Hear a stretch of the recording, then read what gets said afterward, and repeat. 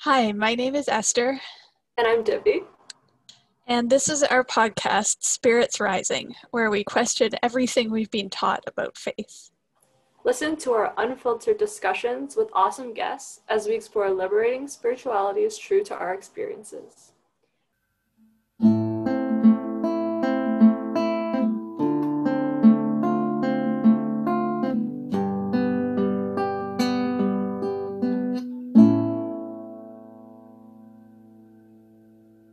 And this is our very first episode. How are you feeling about that? I've been a little nervous. I was just running around trying to tidy up the office and put nice things on the walls. But I'm feeling good. I'm feeling, you know, I'm feeling good about having a more presentable Zoom background. How Yeah. about you? I'm feeling good too. I was also nervous, like last minute. I realized I should probably also fix my Zoom background. So like I have a makeshift cardboard box as the thing that's propping up my laptop right now. But yeah, I'm also feeling pretty good. I feel like we're gonna have some really good discussions over the course of the podcast. So I'm excited for that. Hmm. Yeah, excited to get to know you better. Yeah, one of the wild things about this whole time that we're living in right now is that we've never actually met in person.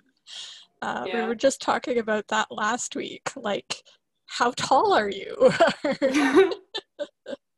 That's one of the weirdest things. Yeah, like and you never see someone like usually from like this part, like from where their chest is down.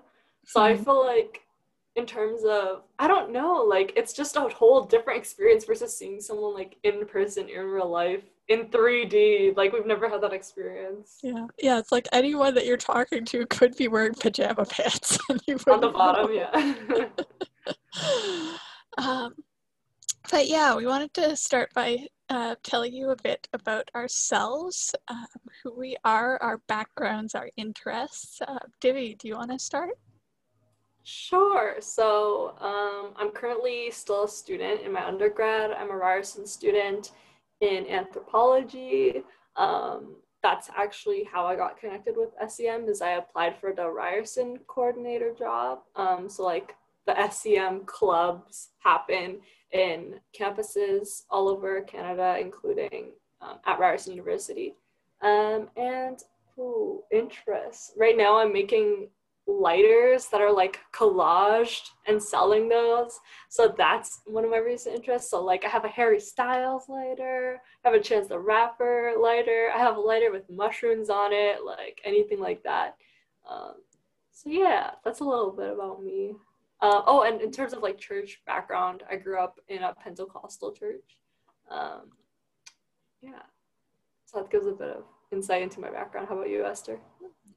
Yeah, we met this year when Divy started with SCM Ryerson.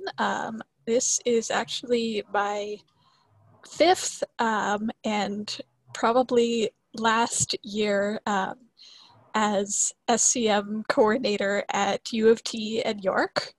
I graduated 5 years ago from doing a master's in counseling psychology at U of T. So that's one of my passions, and I'm hoping to get back into uh, back into therapeutic practice. So I'm starting to read up again. Um, but yeah, by a variety of interesting coincidences, after school, my life led to being SCM coordinator, and it's been an amazing, weird journey. I interests right now. So, like I said, I'm reading a lot of books about therapy and trauma and healing, but also I am on an extended um, journey of trying to learn guitar by myself. Okay, I'm already, first of all, sorry to interrupt, maybe I'll let you finish. Oh, go ahead. What were you going to say? Okay, well, first of all, I didn't know that you were in counseling slash therapy as your like program, because again, like me and Esther, we've only met during the pandemic and in this job, so we haven't had a lot of time to like talk like about other stuff. But that's really cool because I've wanted to do counseling before too, so it's cool that you have that background and that knowledge. And also, I play guitar, so the fact that you're learning to play guitar is really cool. Like, I have guitars right next to me right now. Well, for you listening, you can't hear, but I have my guitar. So if you learn to play guitar, we could jam. That would be cool. Yeah, SCM could pull together a good band. We've had the odd impromptu songwriting session. Ooh, that's cool. Yeah. Yeah. So that's me. I grew up in Toronto.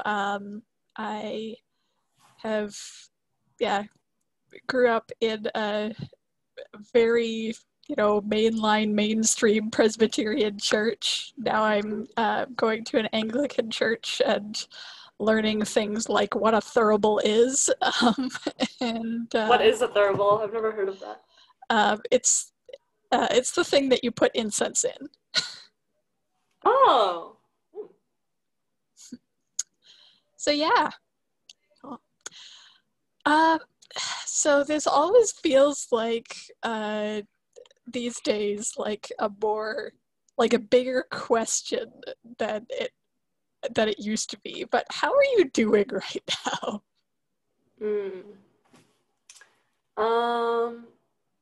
I think, yeah, you're right. Like, this question is multi-layered. Like, there's the question of, on a macro scale, like, how are you dealing with the pandemic and all the things it brings? And then on a micro scale, like, within that, what is your day-to-day and how are you coping with that?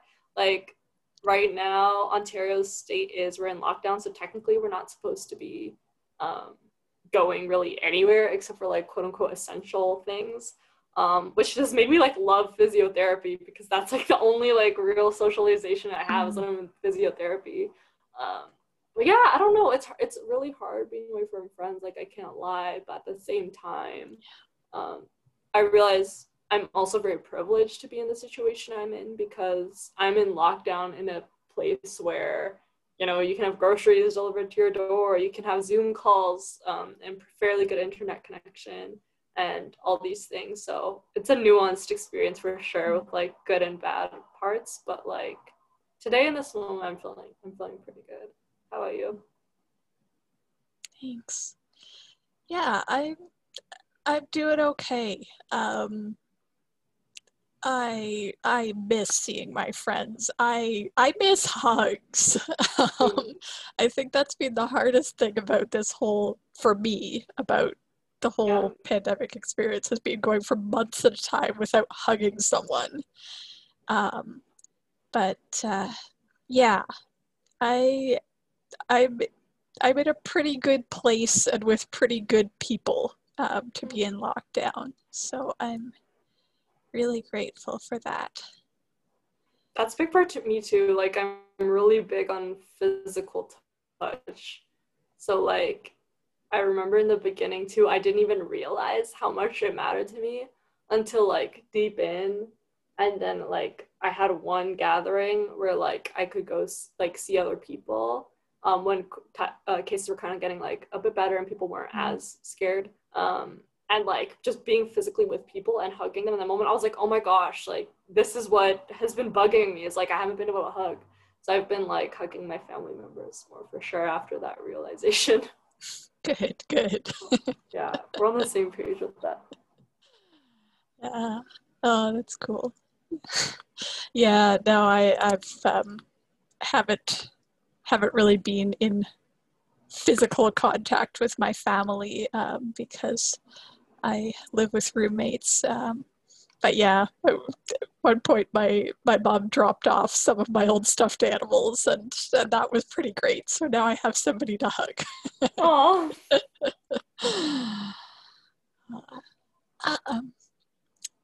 But yeah, I guess that's kind of part of the story of why we're doing a podcast. Is here we are in 2021, trying to do SCM online, in a reality where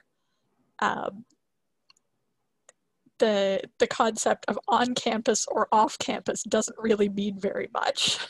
Yeah.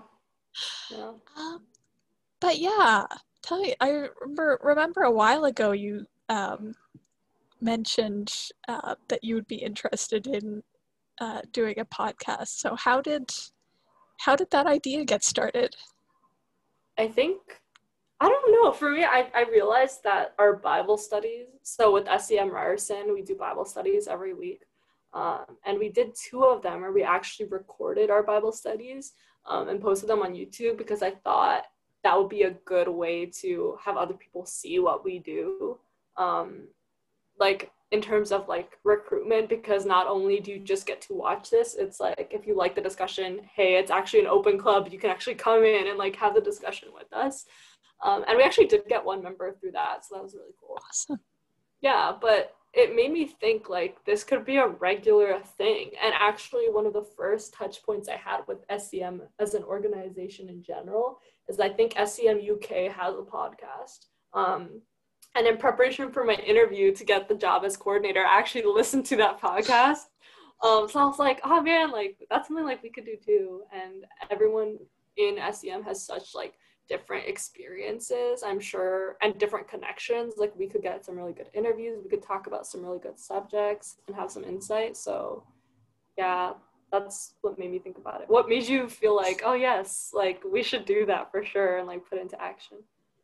I think what really got me excited about the idea was when I started like brainstorming, who could we invite in guests, and what could we invite people to talk about. And I realized, just through the SCM network, we know some amazing, thoughtful, well-informed people, and I would just love to hear them talk about the things they're passionate about.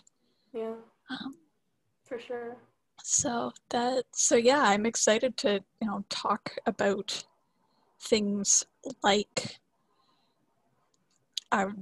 liberation theology and healing from spiritual trauma, and what are some of your favorite like themes that you're hoping we'll talk about? I think one big one is probably like interfaith work. I'm just now trying to transition actually into like building a community of like, you could call it church, but like interfaith like ceremony, I guess, and have that be like my church space. So I think that's a really interesting topic that in my personal life I want to explore more, and it would also be cool to explore in the podcast. I think actually it's interesting that like SCM, even though we're called Student Christian Movement, it's not exclusive to Christianity, like for sure. Like SCM is such like a complex and yet what's the word I'm looking for? It starts with an N. Oh my gosh. Like niche. It's so complex. Like it touches on so many things, yet at the same time it's so niche. So it's hard to like describe what is SCM. Like how would you describe SCM? Yeah, it feels like every year I come up with a new elevator pitch for what is the Student Christian Movement. But I think where I'm at right now is pretty much our podcast intro. It's a space where people can question and deconstruct and reconstruct their faith, and according to what's actually good news for them, in light of their own experiences. And yeah, that's I think what I most loved about SCM and the conversations we have in, radical Bible study and so on is just seeing people kind of have the permission to deconstruct theologies that feel oppressive to them and to find support in scripture and in the Christian tradition for beliefs that they just intuitively know to be liberating. Yeah, 100%. Like, I think one thing great about SCM is, like, it can be different things to different people. And it can mean more than one thing. Like, kind of bigger than the bio. It's like an experience, a personal experience you have with it. And I agree 100% with the little definition you gave. Like, well, it wasn't a little definition. It was really in-depth, great definition. And I think, like, for me, again, I said my background was growing up in a Pentecostal church, and not to say that every small Pentecostal church is the same, but my personal experience with it was definitely this top-bottom, hierarchical, semi-oppressive way of being. And I think with SEM, you're right, like, even with Bible studies, again, like, we have the permission to be like, hey, I don't know if I like this, or hey, I have this weird experience with this scripture that actually isn't like a great experience, and not be judged for having those feelings and opinions. And like you said, like, being able to deconstruct in order to build up your own theology is super powerful and important, and it's not something that you necessarily get to do in traditional religious organizations, I would say. Yeah, so tell me how you kind of how you got from growing up in a little Pentecostal church to being SCM coordinator. To be honest, like, the jump wasn't that far. Like, it was not like I'm still, like, I'm only, oh my gosh, I forgot my age. I'm like, I think I'm 22, I think. But like, I think you're 22. I think I am. But like, I'm not that far along in my faith journey in terms of having had like this big robust background. Like, actually, I think I stopped going to my Pentecostal church right as I started my SEM coordinator job. So it wasn't this huge leap of a thing. It was more of like a slow pulling away over time. I think what I originally fell in love with when it came to scripture and church was the experience of worship. One was like a huge big thing that like felt like it really fueled my soul and I needed more of. And then also the idea of love being the center of church and healing. And what I felt like Jesus was expressing in his actions of, and the way that he was so anti-rules, I guess, in a sense. But then I didn't like how that was being carried out today. So I knew there was like this huge tension, like, of so many things I loved about church and like the community and the family aspect of it. Like, this was not just my church, right? This is my family. Like, you grow up in a small church, that's how it tends to be. But then there's aspects like the deeply rooted homophobia that exists in these churches, right? And just the opposite of what socially progressive is, just like their opinions on things like abortion, like things like that, where I was like, okay, clearly this is wrong. And I actually saw the SEM job posting because I took a intro to Christianity class at Ryerson, and the professor sent me an email like months after that course was over, and he was like, hey, I think like this would be like a good position for you based off like the interactions I've had with you in class. And I was like, oh, this is amazing. Like, I was like, wait a second. There's a Christian organization and they're like more free flowing and they're socially progressive and it's a community I could not only join, but like, to be very honest, like be paid to do organizational work in, because again, in like home small churches, it's like all hands on deck. Everyone's doing all the work here, the cleaning, the organizing, the preaching, everything, but no one's getting paid.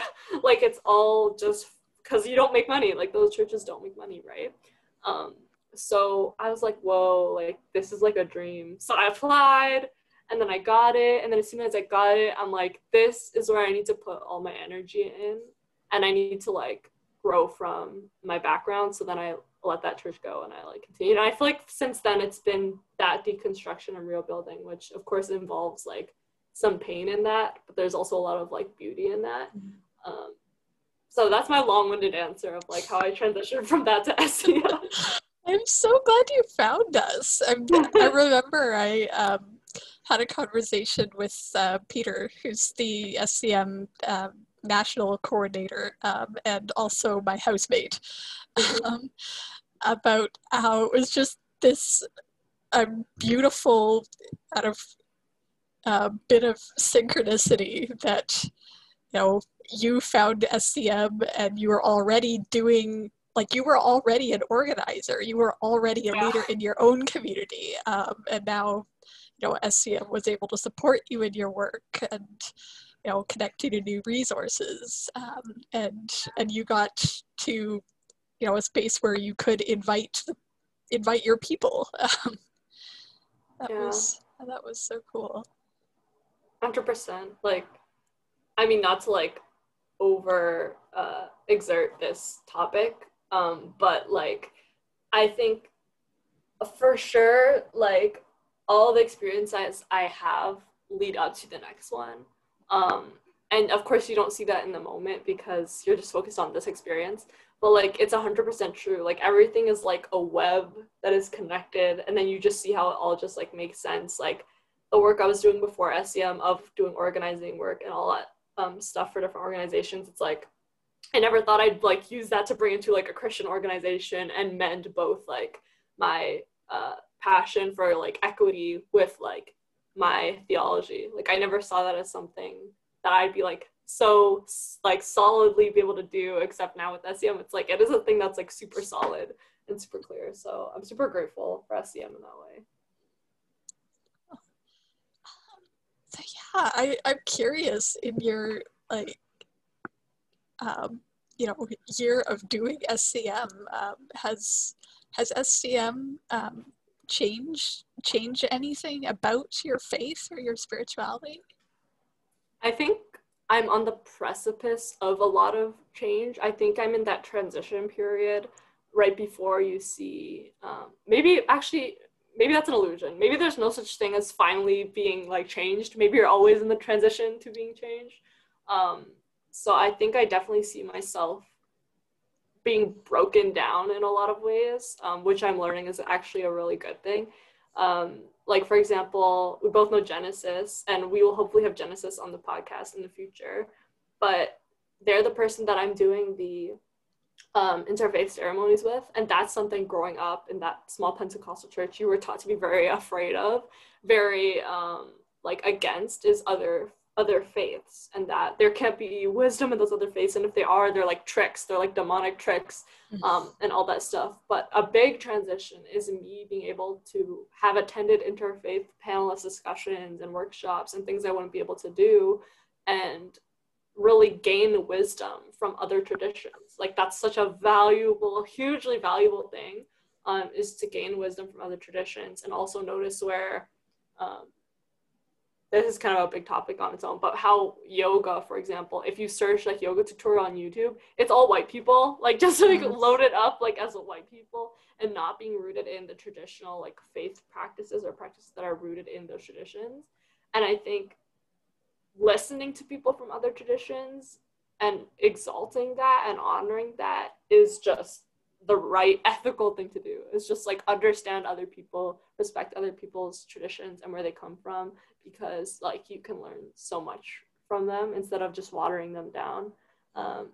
That's a huge thing that I'm learning and gaining from SCM, is the interfaith aspect of it and being able to be exposed to and unafraid of people of other faiths. Yeah, and I'm curious, like you've been in it for like 5 years, right? So I'm sure do you find that you've experienced a lot of those transitions, that you're still transitioning into being changed, or what's your whole like take on that? Oh, everything is always changing.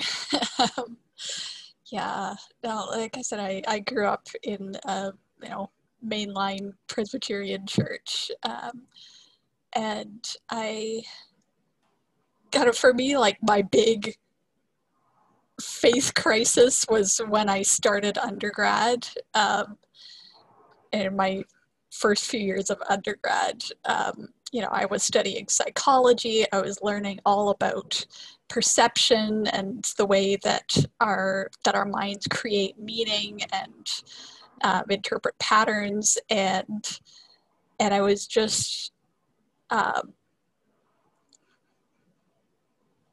picking apart my faith, wondering, how can I, like, do I believe in God? How can I know if God is real? How can I even trust my own perceptions? Which, in hindsight, that's something that I needed to go through. I, at that time, found myself really gravitating towards the whole, there were a few years in out of mainline church land when the idea of intentional communities, neo-monastic communities was really big. And I went all in for that. How, being a Christian is supposed to change your life, and it's supposed to, be all about,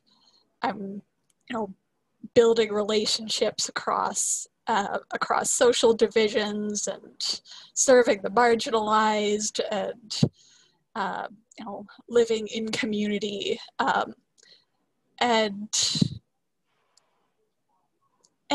I had some really important experiences through that. I also, at a certain point, started to realize that this whole intentional community thing is actually just, it's not revolutionary. It's actually how most of the world that isn't middle-class white people live.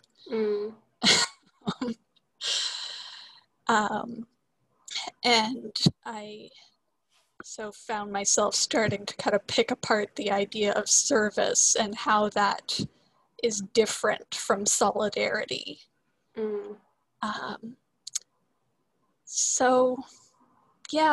I think I was just out of beginning that more critical examination of my faith, because I did get to a point where I, again, felt confident about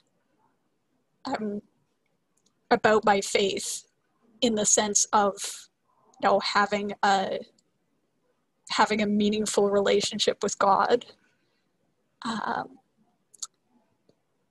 But yeah, that I, through happening to be at the right,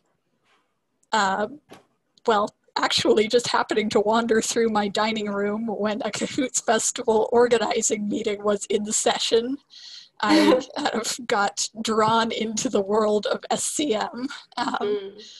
And it's since then just been an incredible experience of meeting people who've made me reevaluate everything. Right.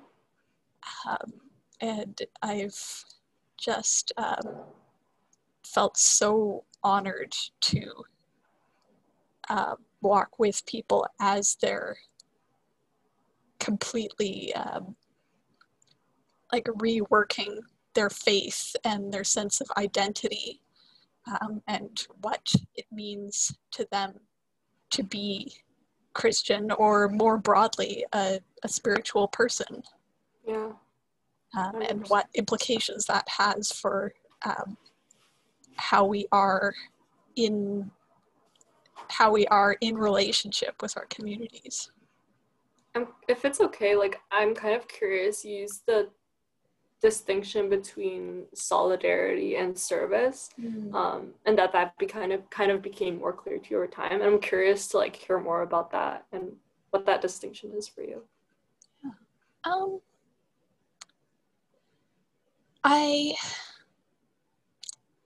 In that period in my early 20s, I was really keen on being helpful, on, listening to people, helping them find the resources they need,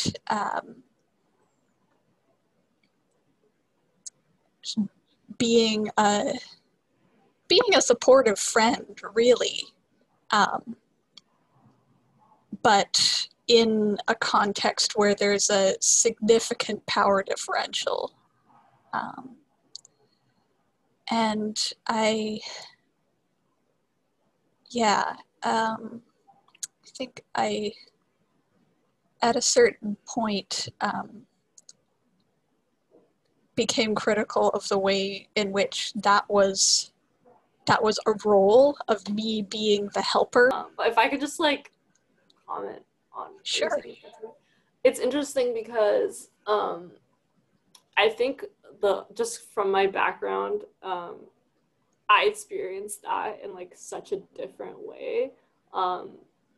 It's my church growing up has not been so focused on helping others and helping use the word marginalized, because we were so focused on helping ourselves and helping each other, because I guess if you want to be technical about it, we were a part of those people who were marginalized. And I think it's so weird, the responses and innate reactions to have, we have to things like that. Because when you said that, my innate reaction was to be are the marginalized then people that it's exactly what you're saying, are they then that need those who need help, do they need help then from other people? And honestly, the answer is no, to some degree. It's more so knowing when to step out of the way for those to remove the barriers that prevent those communities from being able to help themselves. And it's I think that's exactly what you're saying, right? It's being in relationship with someone is different than seeing yourself as I'm someone in possession that can help everybody else, and other people don't know how to help themselves. That's a huge paradigm shift. I know I had that experience with other people. I would see the stereotype of oh, let's go to a foreign country, a quote unquote third world country, and volunteer help. I wanted to go on those trips. I was yeah, I'm gonna make a difference. I'm gonna go to those countries. I want to help them. But it's as you grow up and you mature and you're understanding the world, you're whoa, I'm not the one to do that. They need to be empowered to help themselves. And I learned about mutual aid networks through the organizing work I'm doing, which like you're saying, it really helps you understand it's about mutual aid, it's about relationship, instead of seeing yourself as the helper. It's kind of self-glorification in that way. So I 100% hear you. That's so relevant. I guess yeah, I appreciate that. I think I've come to kind of see the distinction as solidarity is about sharing power and transferring resources, not about or as kind of the whole ethic of service, which does I think have a place if it's understood critically, but is much more about the helper making their self a resource, and sometimes that okay, I'm looking at the possibility of becoming a therapist. There is a place for that, and there's also a place and a time for sharing power, giving resources, and then backing off. Yeah. I think oh, sorry. So yeah, I think what really changed things for me was a critical analysis of power in relationships. Yeah, that's big.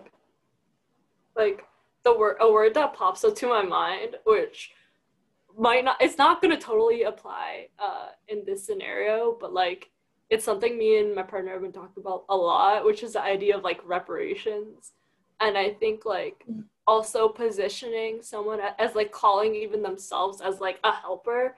It's like, it's as if it's out of like the goodness of their heart. And it's like, but in my mind, it's like, but this sounds heavy, so I'm hesitant to use these words. I don't know. But this is just like my personal feelings right now. They're open to change, but these are my personal feelings right now, that it's like, it's a debt that is owed, I think, in a lot of senses. Like, there's a reason a lot of groups are marginalized now, and it's because they have been taken an advantage of. They have been pushed down for so many years, and reparations are like needed heavily for that. And I think it's not only like people try to like uplift, like for example, like Jeff Bezos, he's like, oh, he donates like this amount of money. I'm like, come on, like the amount of people he takes advantage of. So, you know, that's not operating out of like your high place and being benevolent and giving. It's actually like you're paying what's owed, in my opinion. Like, you're not doing any more that's supposed to be praised. Like, you're doing the minimum of like, that's like the same as me. Like, I feel like I'm hardly doing the bare minimum, actually. Like, as a settler, for example, the minimum I do is like land acknowledgements during organizations. Is that enough to pay reparations for people? Not really, right? Like, not at all. But yet people want to be like, oh, you know, we got to do the land acknowledgement, you know, because I'm like this person who like, I acknowledge territory that I live on, and they try to like glorify it like that, but it's really like the bare minimum. Sorry to be ranting, but yeah, like, it's reparation. I mind, like, if you're in a position of privilege, like, that's what it is. Yeah, absolutely. I remember I saw a meme lately about how if Amazon were a co-op and like the revenue were being divided equally among the employees, the employee, like every Amazon employee would be making $400,000. Yeah. It's just mind-blowing. 100%. Wow. Yeah. I love how, like, in the beginning we're like, okay, for this episode we're just gonna like get to know each other, and now we're talking about reparations. Of course. I feel like that's probably how every episode's gonna go. We're gonna end up getting into like some like topic that we're like super passionate about. We're just gonna like hammer it out. But yeah, I would say just thank you to everyone who's like listening and who's made it this far into the podcast. I am so excited to invite some guests and get into some big, juicy discussions. Me too. All right. Thanks for listening, everyone. See you next time. Bye.